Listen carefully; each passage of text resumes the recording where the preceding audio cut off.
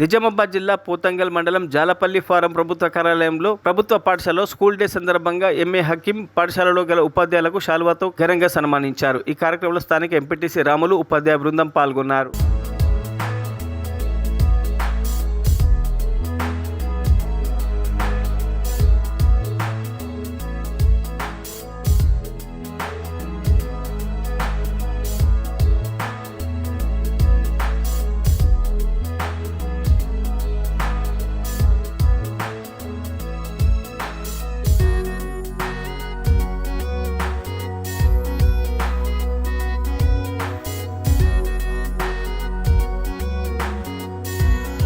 మరిన్ని అప్డేట్స్ కోసం మా ఛానల్ని సబ్స్క్రైబ్ చేయండి.